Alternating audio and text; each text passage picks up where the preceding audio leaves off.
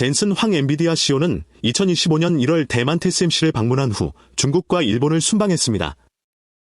하지만 정작 한국은 이 일정에서 완전히 배제되었습니다. 이는 단순한 여행 일정의 조율 문제가 아닙니다. 한국의 AI 분야에서 협력할 신사업이 부족하다는 판단과 삼성전자의 흡연 품질 검증이 아직 완료되지 않았기 때문입니다. 이 사건은 반도체 산업의 기술적 우위가 곧바로 시장 점유율로 이어지지 않음을 보여주는 명확한 사례입니다. 삼성전자가 엔비디아의 주요 고객 확보 기회를 잃으면서 글로벌 AI 인프라 건설에서 한국이 소외될 가능성이 커졌습니다. 젠슨 황 CEO는 미국의 AI 칩 수출 통제 정책이 실패했다고 평가하며 중국 기업들이 스스로 AI 하드웨어 개발에 속도를 냈다고 밝혔습니다. 일본의 AI 인프라 구축과 규제 유연성이 불러온 변화는 명확합니다.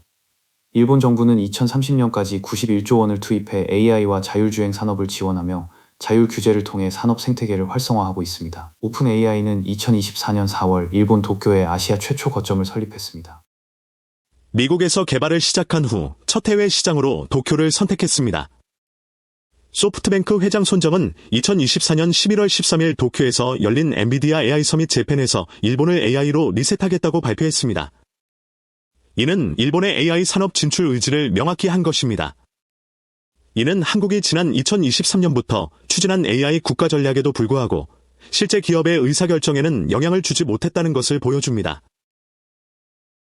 규제 유연성과 정부 투자의 효율성이 글로벌 기업 선택에 더 큰 영향을 미치는 현실에서 일본의 전략이 성공적으로 작동하고 있습니다.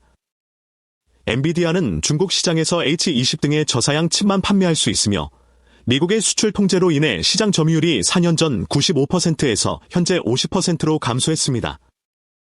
엔비디아 GTC 2025 컨퍼런스에서 공개한 힙음 4샘플 수량은 6세대 힙음 4샘플이었습니다. 엔비디아 중국 시장에서 발생한 1분기 손실은 55억 달러로 추산되며 이는 수출 통제의 직접적인 비용입니다. 엔비디아는 SK 하이닉스의 5세대 힙음 3를 공급받고 있으나 삼성전자의 힙음 제품은 아직 품질 검증 중입니다. 여기서 주목할 점은 누가 이득을 보고 누가 타격을 받는지입니다. 엔비디아와 SK 하이닉스, 일본 정부 및 일본 내 AI 자율주행 기업들이 이득을 보는 반면 삼성전자와 한국 반도체 산업 전체는 타격을 입은 구조입니다. 한국은 반도체 산업에서 세계적 경쟁력을 가지고 있기 때문에 AI 분야에서도 기술적 역량이 충분하다는 주장이 있습니다. 한국과학기술정보원에 따르면 한국의 AI 스타트업 숫자는 일본이나 중국에 비해 적지 않습니다. 연구개발 투자도 높은 수준입니다.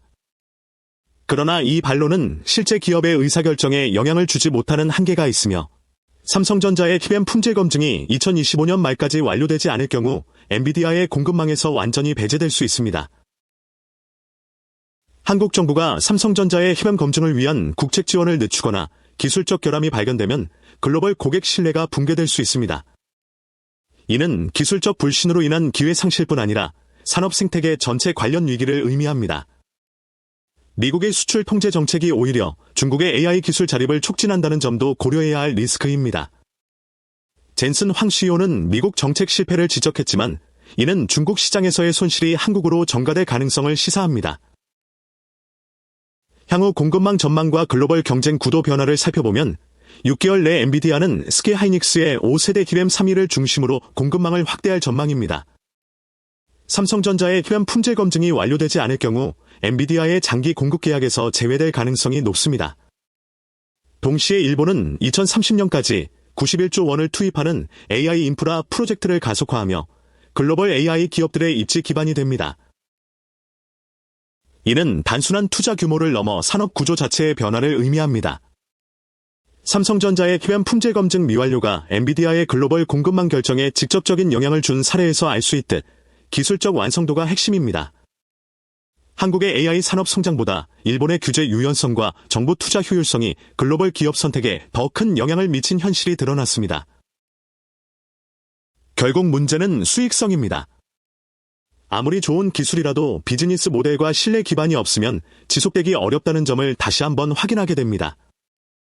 엔비디아는 6세대 힙음 4샘플을 공개하며 기술적 진보를 과시하지만 공급망의 안정성이 우선시되는 시장에서는 품질 검증이 완결 안 된 상태로는 협력이 어렵습니다. 일본은 AI 인프라 구축과 규제 유연성 덕분에 글로벌 빅테크의 집중 투자 대상이 되고 있습니다. 한국은 반도체 산업에서 세계적 경쟁력을 가지고 있지만 실제 협력 관계 형성에 있어서는 기술적 검증 과정의 차이에 의해 배제당할 수 있습니다. 젠슨 황 엔비디아 CEO가 일본을 방문하면서 한국을 배제한 것은 단순한 여행 일정 차이를 넘어서 한국의 AI 핵심 소재인 히밤의 품질 검증 미완료로 인한 기술적 불신을 의미합니다. 이로 인해 한국의 반도체 산업이 글로벌 AI 인프라 건설에서 소외될 가능성이 커졌으며 삼성전자는 엔비디아의 주요 고객 확보 기회를 잃었습니다. 오픈 AI는 2024년 4월 일본 도쿄에 아시아 최초 거점을 설립했으며 샘 올트먼 CEO는 일본을 방문해 기시다 후미오 총리와 면담한 바 있습니다. 미국에서 개발을 시작한 후 첫 해외 시장으로 도쿄를 선택했습니다. 젠슨 황 엔비디아 CEO는 2025년 1월 대만의 TSMC 본사 및 생산 라인을 방문했으며 이후 중국과 일본을 순방하여 AI 로봇 협력 및 신사업 발굴을 추진했습니다. 한국은 반도체 산업에서 세계적 경쟁력을 가지고 있기 때문에 AI 분야에서도 기술적 역량이 충분합니다. 한국의 AI 스타트업 숫자는 일본이나 중국에 비해 적지 않으며 연구개발 투자도 높습니다. 하지만 삼성전자의 히뱀 품질 검증이 2025년 말까지 완료되지 않을 경우 엔비디아의 공급망에서 완전히 배제될 수 있습니다. 젠슨 황 엔비디아 CEO는 미국의 AI 칩 수출 통제 정책이 실패했다고 평가하며 중국 기업들이 스스로 AI 하드웨어 개발에 속도를 냈다고 밝혔습니다. 6개월 내 엔비디아는 SK 하이닉스의 5세대 HBM3E를 중심으로 공급망을 확대할 전망입니다. 삼성전자의 HBM 품질 검증이 완료되지 않을 경우 엔비디아의 장기 공급 계약에서 제외될 가능성 높습니다. 엔비디아 중국 시장에서 발생한 1분기 손실은 55억 달러로 추산되며 이는 수출 통제의 직접적인 비용입니다. 이는 일본의 AI 산업 진출 의지를 명확히 한 것입니다. 이로 인해 엔비디아가 삼성과의 협력을 고려하기 어렵다고 판단했습니다. 이는 기술적 완성도가 비즈니스 파트너십의 결정적인 변수임을 보여주는 사례입니다. 여기서 주목할 점은 누가 이득을 보고 누가 타격을 받는지입니다. 엔비디아와 SK 하이닉스, 일본 정부 및 일본 내 AI 자율주행 기업들이 이득을 보는 반면 삼성전자와 한국 반도체 산업 전체는 타격을 입은 구조입니다. 일본의 AI 인프라 구축과 규제 유연성 덕분에 글로벌 빅테크의 집중 투자 대상이 되고 있습니다. 엔비디아와 SK 하이닉스, 일본 정부 및 일본 내 AI 자율주행 기업들이 이득을 보는 반면 삼성전자와 한국 반도체 산업 전체는 타격을 입은 구조입니다. 한국 산업계의 반론과 잠재적 리스크 요인 분석. 한국은 반도체 산업에서 세계적 경쟁력을 가지고 있기 때문에 AI 분야에서도 기술적 역량이 충분하다는 시장 반응이 커질수록 포트폴리오 집중도도 함께 점검해야 합니다. 미국에서 개발을 시작한 후 첫 해외 시장으로 도쿄를 선택했습니다. 한국과학기술정보원 키스텝에 따르면 한국의 AI 스타트업 숫자는 일본이나 중국에 비해 적지 않으며 연구개발, R&D 투자도 높습니다. 그러나 이 반론은 실제 기업의 의사결정에 영향을 주지 못하는 한계가 있으며 삼성전자의 HBM 품질 검증이 2025년 말까지 완료되지 않을 경우 엔비디아의 공급망에서 완전히 배제될 수 있습니다. 가능성이 커질수록 비용 구조와 책임 범위, 검증 기준도 함께 커집니다. 한국 정부가 삼성전자의 HBM 검증을 위한 국책 지원을 늦추거나 기술적 결함이 발견되면 글로벌 고객 신뢰가 붕괴될 수 있습니다. 이는 기술적 불신으로 인한 기회 상실뿐 아니라 산업 생태계 전체 관련 위기를 의미합니다. 미국의 수출 통제 정책이 오히려 중국의 AI 기술 자립을 촉진한다는 점도 고려해야 할 리스크입니다. 미국의 수출 통제 정책이 오히려 중국의 AI 기술 자립을 촉진한다는 점도 고려해야 할 리스크입니다. 젠슨 황 CEO는 미국 정책 실패를 지적했지만 이는 중국 시장에서의 손실이 한국으로 전가될 가능성을 시사합니다. 소프트뱅크 회장 손정은 2024년 11월 13일 도쿄에서 열린 엔비디아 AI 재팬에서 일본을 AI로 리셋하겠다고 발표하며 일본의 AI 산업 진출 의지를 명확히 했습니다. 향후 공급망 전망과 글로벌 경쟁 구도 변화. 6개월 내 엔비디아는 SK 하이닉스의 5세대 HBM3E를 중심으로 공급망을 확대할 전망이며 삼성전자의 HBM 품질 검증이 완료되지 않을 경우 엔비디아의 장기 공급 계약에서 제외될 가능성 높습니다. 동시에 일본은 2030년까지 91조 원을 투입하는 AI 인프라 프로젝트를 가속화하며 글로벌 AI 기업들의 입지 기반이 됩니다. 한국의 AI 산업 성장보다 일본의 규제 유연성과 정부 투자 효율성이 글로벌 기업 선택에 더 큰 영향을 미친 현실이 드러났습니다. 이는 단순한 투자 규모를 넘어 산업 구조 자체의 변화를 의미합니다. 삼성전자의 HBM 품질 검증 미완료가 엔비디아의 글로벌 공급망 결정에 직접적인 영향을 준 사례에서 알 수 있듯 기술적 완성도가 핵심입니다. 일본 왜 안 와? 젠슨 황 재팬 패싱의 위기감 고조. 커지는 AI 위를 볼 때 먼저 확인할 근거는 원문 수치입니다. 그래서 실제 적용 범위와 비용 구조를 함께 확인해야 합니다. 한국의 AI 산업 성장보다 일본의 규제 유연성과 정부 투자 효율성이 글로벌 기업 선택에 더 큰 영향을 미친 현실이 드러났다. 이 수치는 기술 선택, 인프라 투자, 운영 안정성 중 무엇이 실제 제약인지 보여줍니다. 아무리 좋은 기술이라도 비즈니스 모델과 신뢰 기반이 없으면 지속되기 어렵다는 점을 다시 한번 확인하게 합니다. 발표만 보면 변화가 커 보이지만 실제 판단은 현장 적용 범위와 비용 구조, 안정성에서 갈립니다.